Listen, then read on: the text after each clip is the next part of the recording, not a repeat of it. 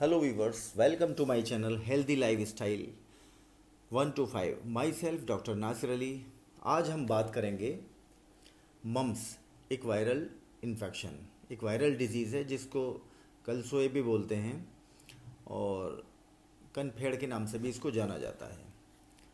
ये बीमारी जो है एक वायरस के ज़रिए से होती है, जिस वायरस का नाम मम्स वायरस है। एक ग्रुप ऑफ वायरस जो है अटैक करता है हमारे लार ग्रंथियों के ऊपर, जो दोनों साइड में पाई जाती हैं कान के नीचे, जिसको पैरोटिड ग्लैंड्स बोलते हैं। और ये वायरस एक ग्रुप ऑफ वायरस होता है जिसको पैरामिक्सोवायरस बोलते हैं।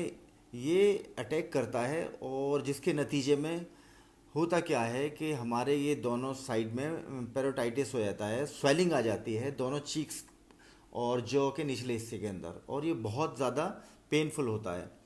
इसमें होता क्या है, हेडेक होता है बहुत ज़्यादा, फीवर होता है और थकान बहुत ज़्यादा महसूस होती है, और सुटकने में निगलने के अंदर परेशानी होती है बहुत ज़्यादा इसके अंदर।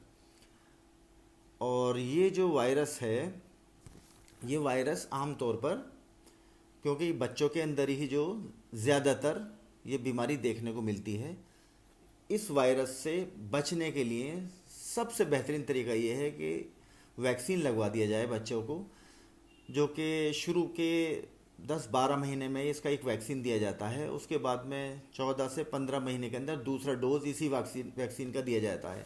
अब होता क्या है, अगर जिन बच्चों ने ये वैक्सीन लिया हुआ होता है उनको चांसेस ना के बराबर होते हैं, नेग्लिजिबल चांसेस 10% रह जाते हैं ये बीमारी होने के।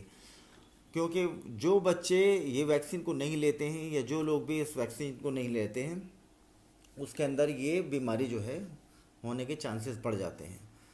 तो इस बीमारी से जो किस तरह से बचा जा सकता है, या अगर ये इस बीमारी से बचने का तरीका सबसे बेहतरीन यही है कि बच्चों को जो वैक्सीन दिलाया जाए। और अगर किसी बच्चे को, हमारे घर में किसी बच्चे को ये बीमारी हो जाती है मम्स की, तो उसको देखभाल का, उसको बचाव का सबसे बेहतरीन तरीका ये है कि बच्चे को आराम कराया जाए, बच्चे को पानी, लिक्विड्स, जूसेस, मतलब प्लेंटी ऑफ लिक्विड्स दिए जाएं बच्चे को पीने के लिए, और खाना भी बहुत सॉफ्ट फूड दिया जाए, जो खाना बच्चा आसानी से खा ले और पचा ले। इस तरह के खाने उसको दिए जाएं, आराम कराया जाए। अगर बच्चा स्कूल जाता है तो स्कूल से 2-4 दिन के लिए छुट्टी कराई जाए। और बच्चे को, क्योंकि ये बीमारी जो है एक से दूसरे को फैलती है, इसलिए थोड़ा आइसोलेट को, अगर अलग रूम है तो अलग रूम में बच्चे को 3-4 दिन के लिए। एक्चुअल में जब ये स्वेलिंग आ जाती है उसके बाद में 5 दिन तक ये जो है एक्टिव फेस होती है। इसके अंदर होता क्या है, ये बीमारी ट्रांसफ़र होती है पेशेंट से दूसरे और लोगों के अंदर। ट्रांसफ़र किस तरह से होती है, खांसने से, छींकने से।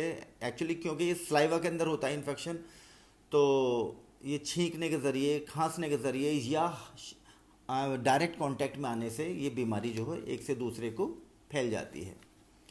तो इसका बचाव का सबसे बेहतरीन तरीका यही है कि जिसको बीमारी हो गई है, ये जो भी इस बीमारी में मुब्तला है, उसको थोड़ा सा आराम कराया जाए और उसको थोड़ा सा अलग रखा जाए बाकी पेशेंट से। ये बीमारी कई दफ़ा सीवियर तरीके से जो है अटैक करती है हमारे ऑर्गन्स के ऊपर। ये सीवियरिटी जो है बहुत ही रेयर होती है, लेकिन ये हमारे काफ़ी इम्पोर्टेंट ऑर्गन्स के ऊपर भी ये अटैक कर देती है। ये अगर वायरस हमारा ये ब्रेन तक पहुंच जाता है तो एंसेफेलाइटिस हो जाती है, मेनिंजाइटिस हो जाती है। ये बीमारी जो है फीमेल्स में चेस्ट पर, ब्रेस्ट के अंदर हो जाती है, तो उसमें स्वेलिंग आ जाती है और काफ़ी पेनफुल के अंदर टेस्टिकल्स पे स्वेलिंग आ जाती है, पेन्स होता है, ऑर्काइटिस बोलते हैं जिसको। और ओवरीज़ के ऊपर भी इसके अंदर जो है इसका इफ़ेक्ट हो जाता है, बैड इफ़ेक्ट्स होते हैं। और भी कई तरह से, जैसे हमारी पैनक्रियाज है, पैनक्रियाटाइटिस हो जाती है। तो ये कई तरह से ये बीमारी जो है गंभीर रूप धारण कर लेती है। इसमें होता क्या है, कई दफ़ा हमारा हेयर लॉस तो होता है, जो कि फॉर द टाइम बीइंग सही हो जाता है, जैसे ही 4-5 दिन के बाद में इसका एक्टिव फेस ख़त्म होता है। लेकिन कई दफ़ा ये हेयर लॉस जो है परमानेंट होता है। और भी बुरी तरह से ये बीमारी जो इफ़ेक्ट डालती है, जोड़ों के अंदर दर्द बहुत बुरी तरह से होता है इसके अंदर। कई दफ़ा होता क्या, बहुत हाई ग्रेड फीवर आता है, गर्दन के अंदर बहुत ज़्यादा अकड़न पैदा हो जाती है, या सीज़र की भी शिकायत हो जाती है, इसके अंदर से दौरा भी पड़ जाता। तो ऐसी कंडीशंस में फ़ौरन से मेडिकल एड लेना चाहिए, डॉक्टर से फ़ौरन से कांटेक्ट करना चाहिए। बाकी ये कॉमनली तो ये देखा गया है कि बच्चों में ये बीमारी जब होती है तो बहुत ज़्यादा इसमें एंटीबायोटिक की ज़रूरत होती नहीं है, क्योंकि ये एक वायरल डिजीज़ है, इसलिए सिम्टोमेटिक ट्रीटमेंट से ही काम जो है इसमें चल जाता है। बुखार होता है, बुखार के लिए सिर्फ दवाएं दे दी जाएं। पेन अगर है, ज़्यादा शदीद दर्द है, तो उसके लिए जो है पेन के लिए जैसे आइबुप्रोफेन सिरप है, वो सब कुछ दिया जा सकता है इसके अंदर। और देसी इसके अंदर जो है अदरक का बहुत अच्छा रिज़ल्ट है। इसमें अदरक का जूस जो है शहद में मिला करके दिया जाए बच्चे को, और इसके अंदर क्या है, गर्म पानी के अंदर नमक डाल के बच्चों को दिन में 3-4 मरतबा जो है गरारे कराए जाएं, गरम चाय पिलाई जाए, कॉफ़ी पिलाई जाए दिन में कई मरतबा। और एक हाइजीन का बड़ा ध्यान रखा जाए, साफ़ सुथराई का ध्यान रखा जाए, हाथ जो है बार बार दिन में कई मरतबा धुलाए जाएं, टूथब्रश कराया जाए, कुल्लियाँ बार बार गरम गुनगुने पानी के साथ में कराई जाएं। और सबसे बेहतरीन तरीका ये है कि जो है पेशेंट है उसको थोड़ा सा और बाकी लोगों से अलग रखा जाए जब तक कि ये एक्टिव फेस रहता है। मैं समझता हूँ कि इतना जो है इस वायरस के बारे में आप लोगों के लिए इन्फॉर्मेशन काफ़ी है।